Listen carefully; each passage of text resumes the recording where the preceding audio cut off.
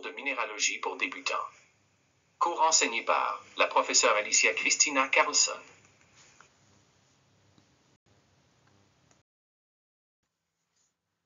Nous allons au chapitre 2 atomes, IONSET molécules. La définition minérale transmise par l'IMA, Association minéralogique internationale, est la suivante. Le minéral est un composé chimique, solide homogène, d'origine naturelle, défini dans certaines limites et dans une structure ordonnée. Les composés chimiques sont constitués d'atomes. L'atome est la plus petite unité d'un composé chimique qui a des propriétés homogènes du composé. Par exemple, l'atome d'or est la plus petite expression de l'or que nous trouvons. On peut voir une image de l'atome d'or. Chaque atome est constitué d'un noyau, entouré d'un nuage d'électrons. Le noyau est composé de particules chargées positivement, appelées protons, et de particules non chargées, appelées neutrons. Ainsi, les protons du noyau ont une charge positive, tandis que les électrons du nuage externe du noyau ont des charges négatives. Si le nombre de protons et d'électrons est égal dans un atome, cet atome est électriquement neutre. Par exemple, un atome d'or a une charge 0, c'est-à-dire neutre. Le symbole chimique qui le représente est O. L'atome qui a moins d'électrons que protons a une charge globalement positive et s'appelle cation.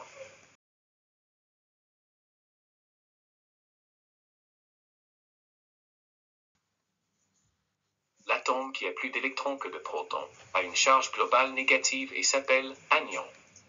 Par exemple, l'atome de fer peut perdre 2 électrons dans sa couche externe et devenir un cation avec une charge plus 2, s'écrit Fe plus 2. Comme exemple d'anion, nous considérons l'atome de soufre qui acquiert 2 électrons dans sa couche externe et est appelé anion-2, écrit comme S2.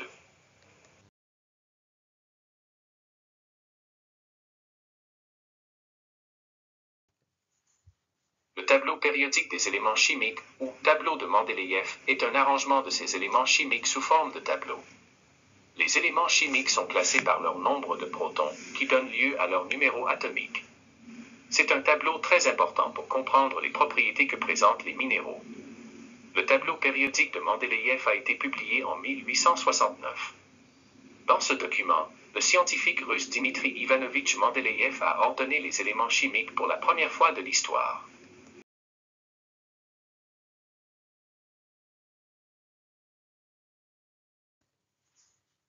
Dans ce tableau, nous pouvons voir les noms des éléments chimiques, leurs symboles, les numéros atomiques et les états d'oxydation, c'est-à-dire les cations ou les anions qu'ils présentent lors de la formation des minéraux. Par exemple, la case pour Na, sodium, a un numéro atomique de 11 et son état d'oxydation correspond à +1. Cela indique qu'il peut perdre un électron de sa coquille externe et devenir un cation avec une charge positive. L'élément chimique O, oxygène, a le numéro atomique 8 et son état d'oxydation correspond à -2. Ce qui indique qu'il peut gagner 2 électrons dans son enveloppe externe et devient un anion -2 chargé négativement.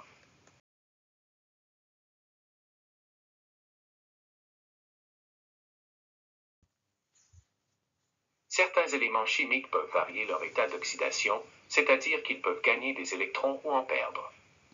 Nous pouvons lire dans le tableau périodique que fer peut perdre 2 ou 3 électrons, devenant un cation Fe+2 ou Fe+3. Arsenic peut gagner 3 électrons et former l'anion A3, ou perdre 3 ou 5 électrons et former le cation A+3 et A+5.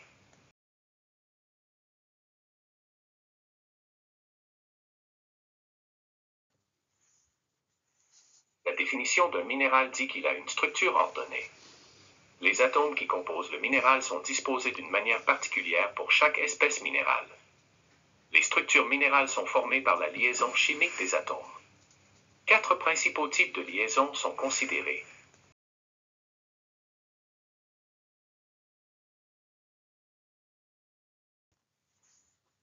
Si les atomes sont maintenus ensemble par un nuage d'électrons externes qui maintient les noyaux les uns avec les autres, ils présentent des liaisons métalliques.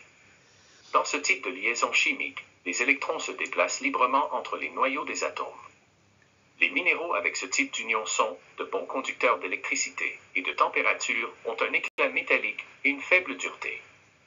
Un exemple de minéraux présentant ce type de liaison est l'antimonite.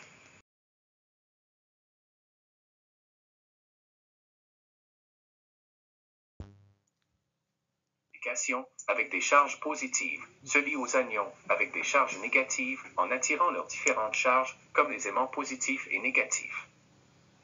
On les appelle des liaisons ioniques. Les minéraux avec ces liaisons dans leurs atomes ont des surfaces grasses, sont plus mous que le quartz et sont de mauvais conducteurs d'électricité. Des exemples de minéraux est la fluorine.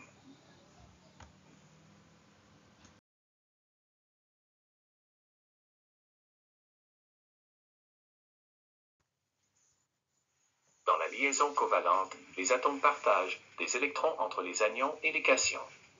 C'est une union chimique très stable, et les minéraux qui la présentent dans sa structure ont une grande dureté et un éclat vitreux.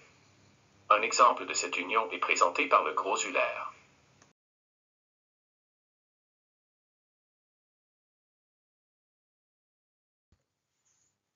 Les minéraux peuvent avoir plus d'un type de liaison chimique dans leur structure. Les minéraux du groupe mica présentent de forts noyaux de liaison atomiques. Ces noyaux atomiques sont liés à d'autres au moyen de charges électriques déséquilibrées, négatives ou positives. Cette union est appelée résiduelle ou van der Waal.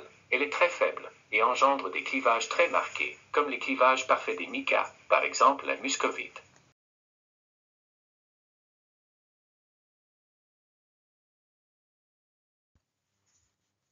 N'oubliez pas de vous inscrire au cours pour ne manquer aucun chapitre. Donne-le comme pour me faire plaisir. Bientôt le livre sortira en e-book et en papier sur Amazon. À bientôt.